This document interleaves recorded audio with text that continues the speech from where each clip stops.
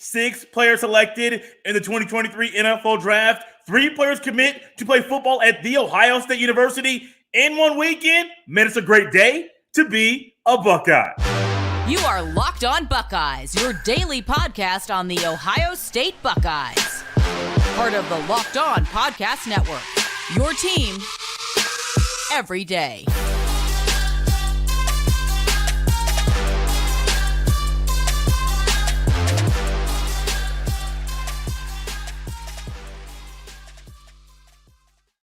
What is up, Buckeye fans? Welcome back to another episode of Locked On Buckeyes for the Locked On Podcast Network. I'm your host, Jay Stevens, also the host of the Jay Stevens Podcast. It is Monday, May 1st in the year 2023, and today's episode is brought to us by our good friends at FanDuel Sportsbook, official sportsbook of Locked On. Make every moment more. Visit FanDuel.com/locked on today to get started. During today's episode, we will discuss why Dawand Jones and Wypler fell in this year's NFL Draft, and we will go over the 3 players that committed to Ohio State over the weekend. But first, it's a time to celebrate.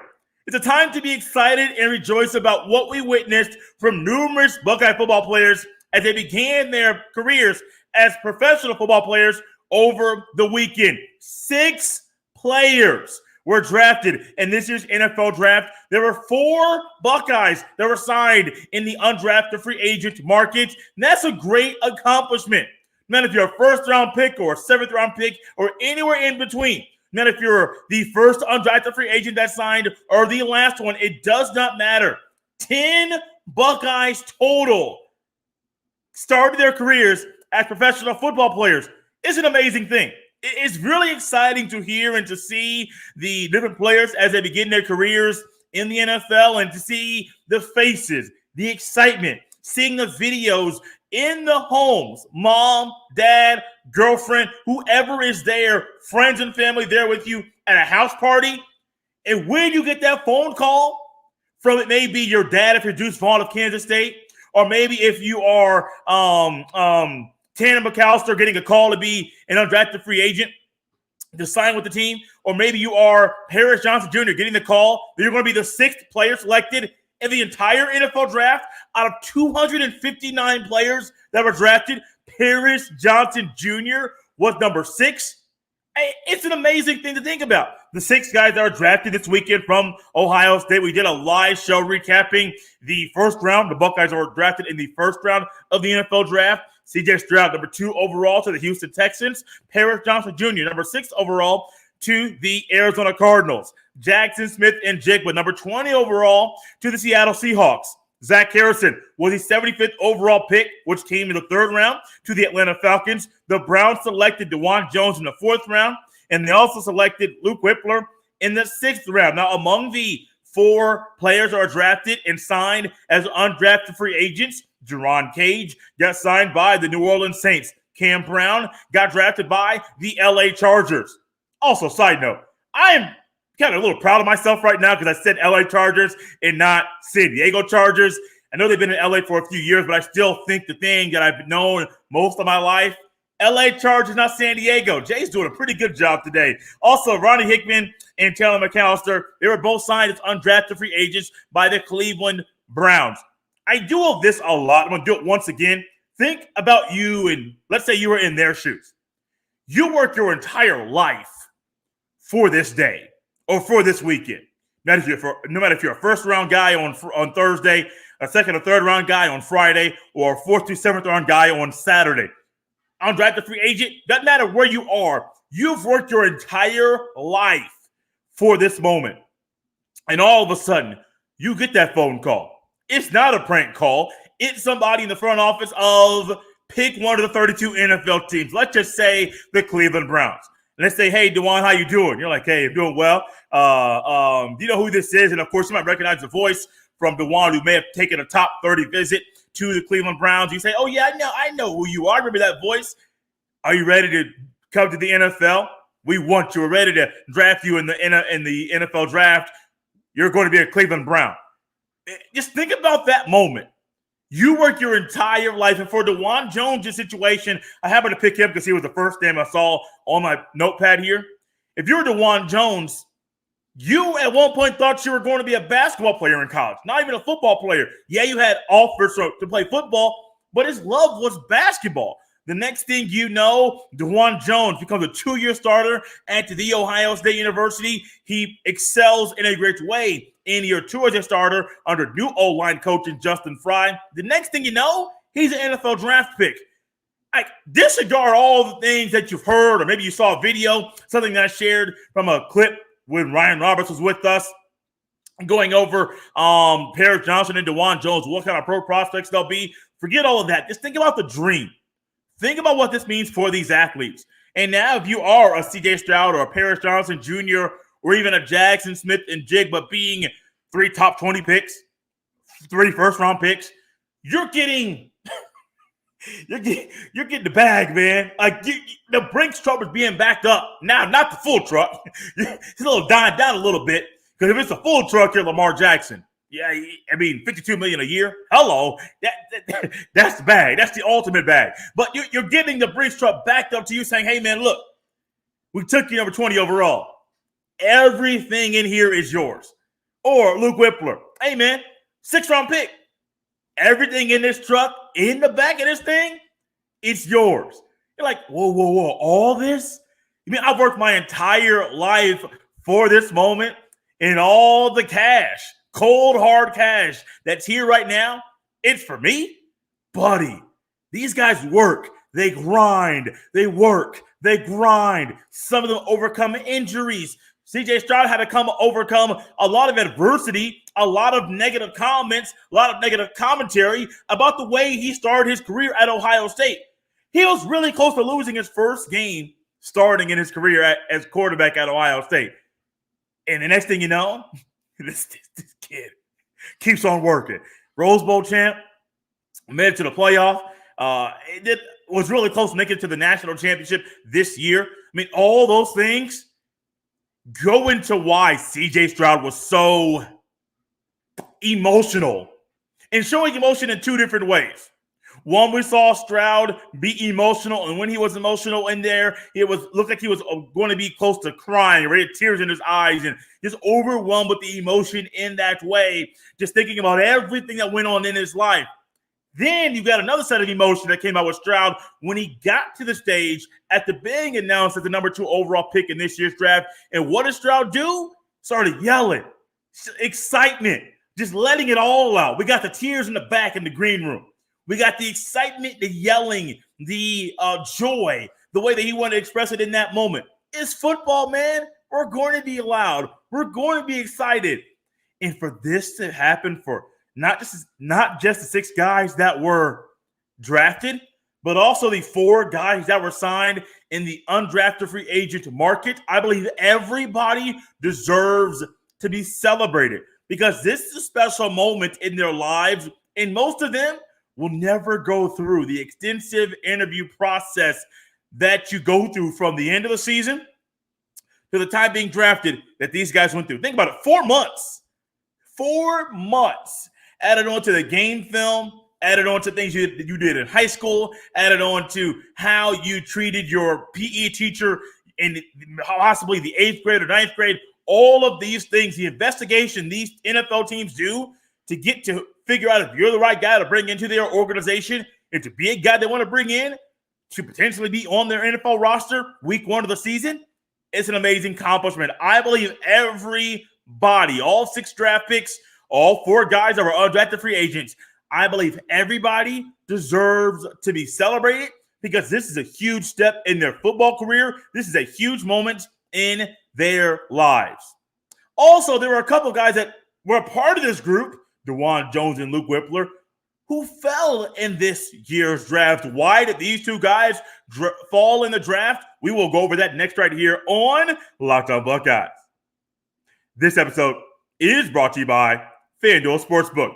Make a fast break to FanDuel during the NBA playoffs, because right now, new customers can get a no-sweat first bet up to $1,000. That's $1,000 back in bonus bets if your first bet doesn't win.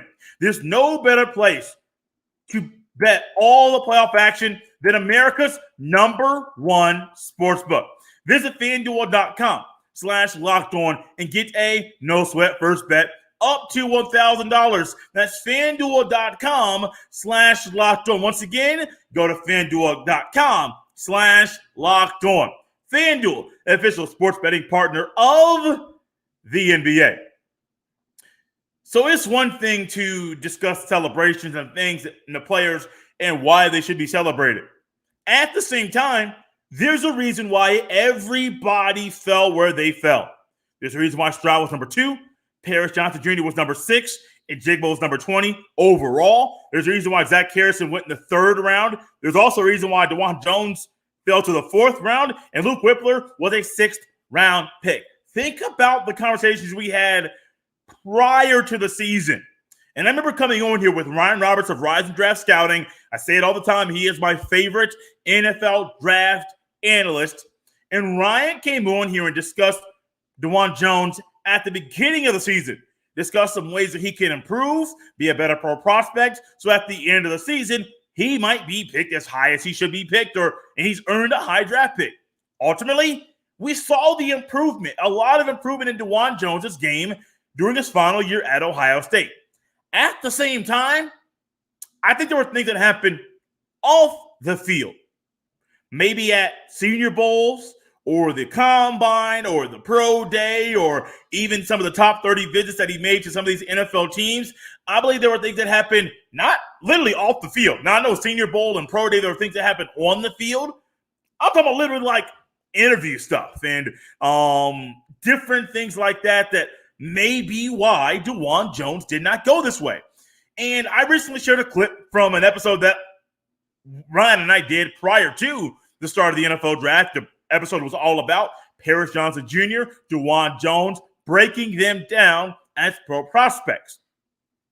And so Ryan went on there and he discussed and shared some things he had heard. One NFL coach that ended up voicing his opinion in the middle of a room with other people in it about a decision that Dawand Jones made.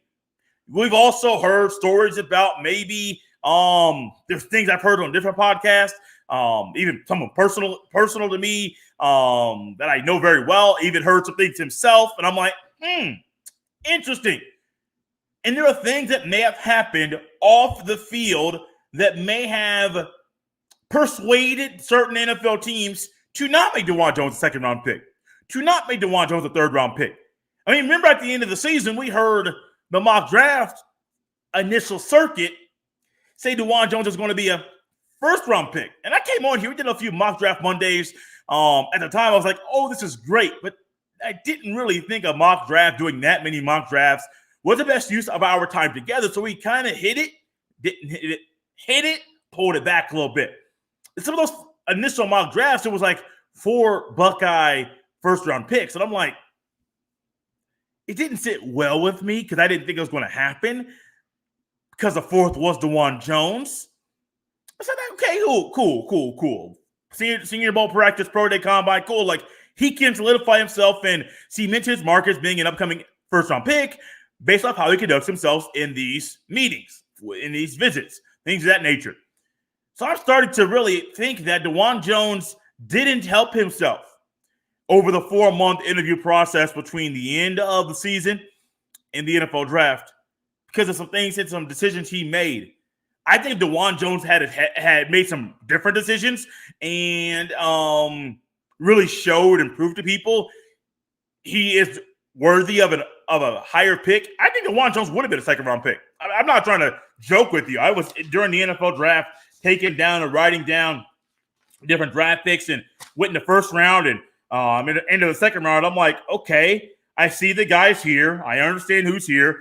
Did I think Jonathan Mingo from Ole Miss is going to be picked before Dawand Jones? Not really. Luke Musgrave, really good tight end from Oregon State. But did I think maybe the 5th tight end or 6th tight end available in this draft would be picked before Dawand Jones? Not really. Jayden Reed from Michigan State. Did I think he would get picked before? These are all 2nd round picks, might I add.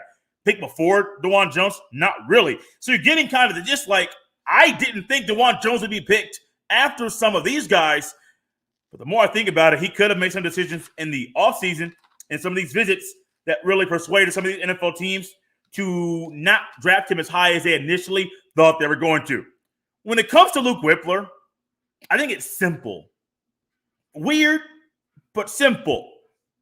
I think this young man should have just stayed in school. I came out and mentioned that at the end of the season.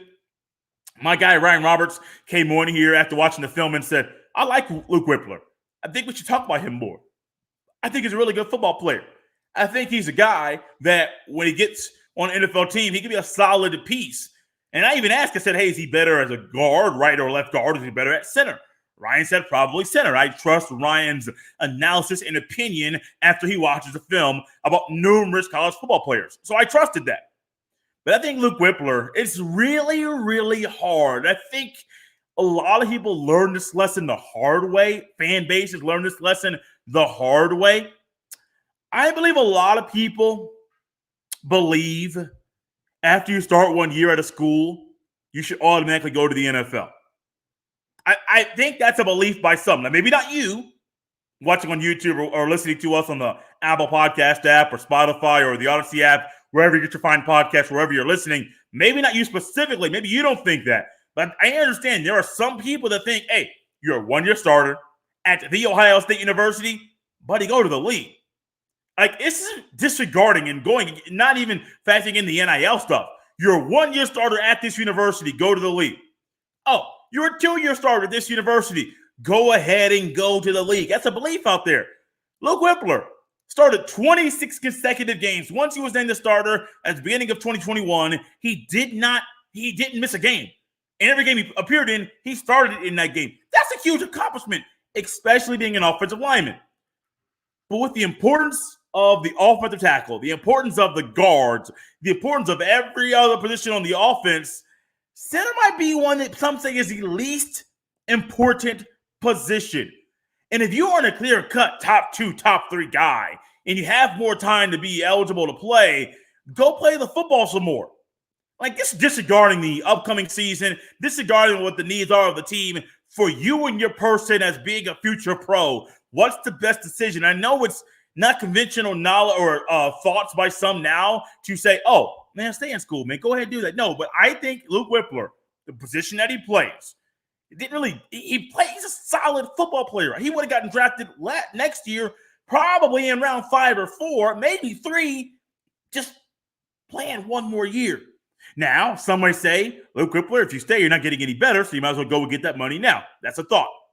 But I think Luke Wypler would have made himself somebody, would have gotten drafted higher than he did over the weekend if he stayed in school. Dawand Jones, to me, I think sometimes some of the off-season, off-the-field conversations and decisions that he made were why he fell in the draft. When it comes to Mr. Luke Wypler, I think he just came out too early. Like, I think it's that simple.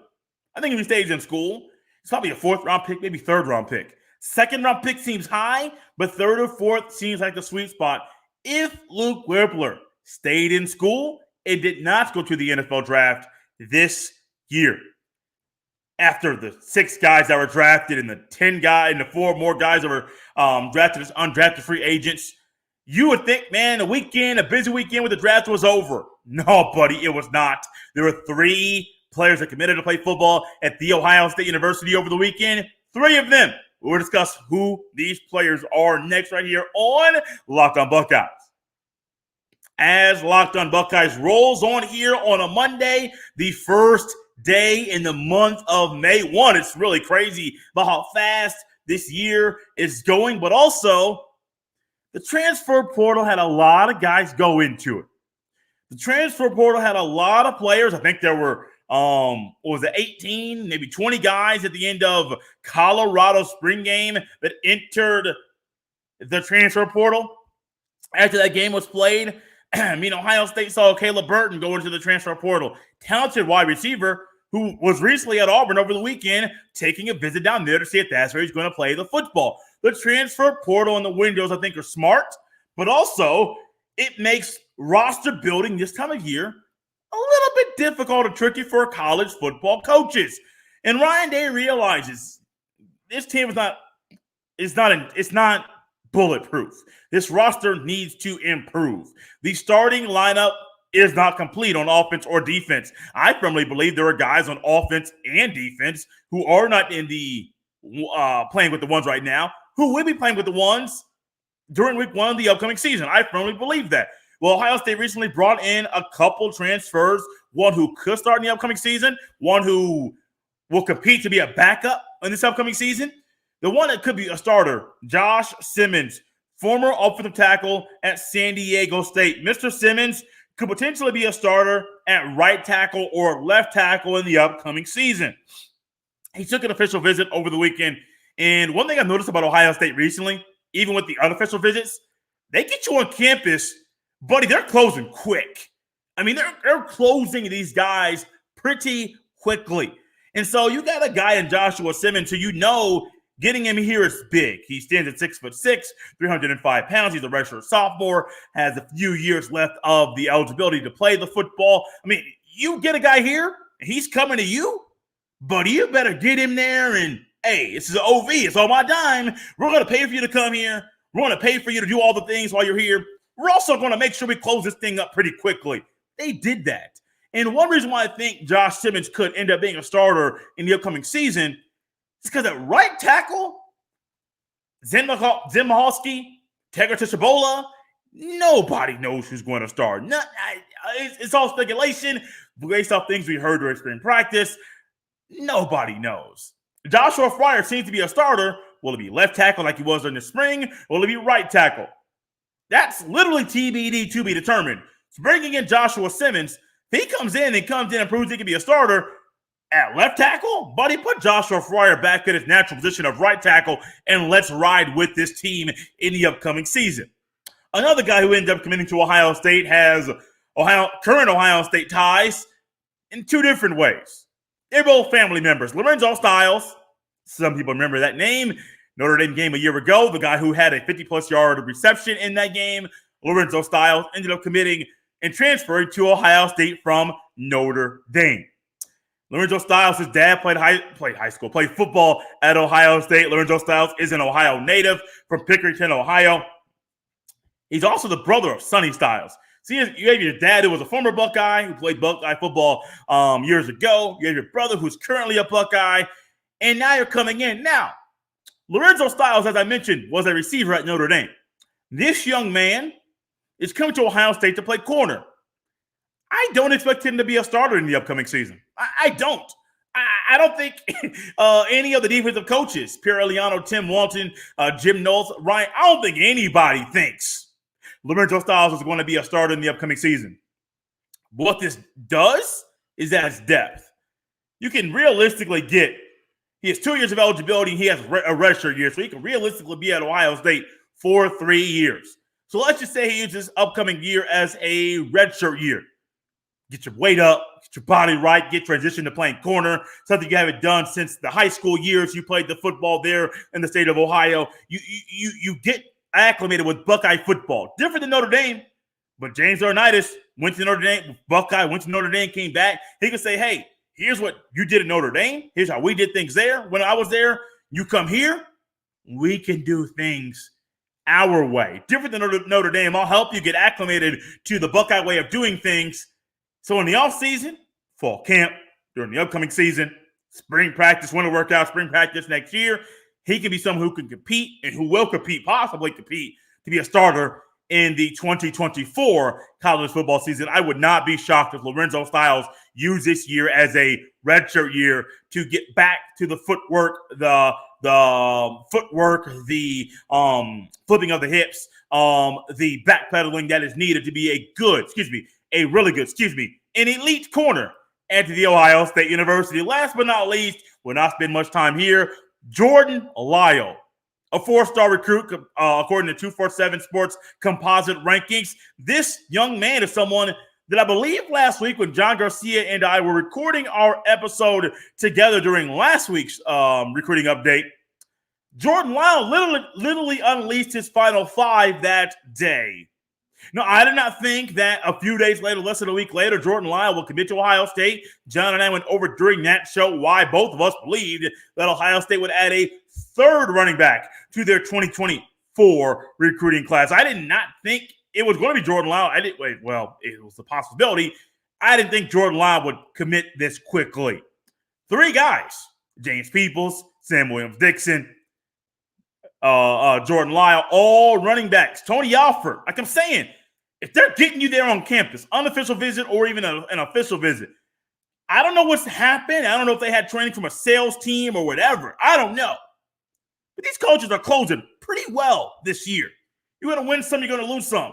But when it seems like, hey, picking up steam, check mark, got him. Check mark, got him. Got him. Put an X there, didn't get that one. Put an X there, check. You're looking at 5 out of 7. That's a pretty good ratio. It's a pretty good percentage. And so when it comes to Jordan Lyle, coming into a talented running back room, think about this. Trevion Henderson, if he blows up, he could be gone. Mayan Williams, if he blows up, he could be gone. Chip Trainum, will he be gone? I believe he's final year of eligibility. I actually believe it's this upcoming season.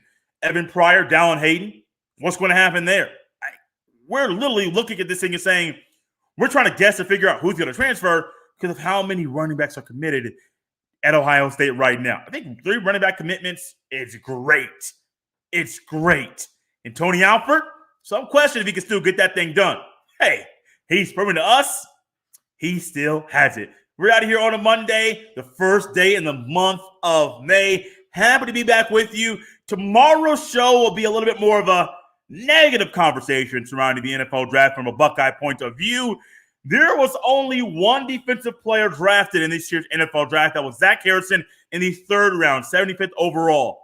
We'll discuss if there was a slip-off or why there has been a drop-off in the number of Buckeye defenders who have been drafted over the Ryan Day tenure and if it's something that we should expect over the next few years and how we can fix it. Not we, how the Buckeyes can fix it to turn this thing around. Right here on a Monday, you can follow me on Twitter at jstevens07.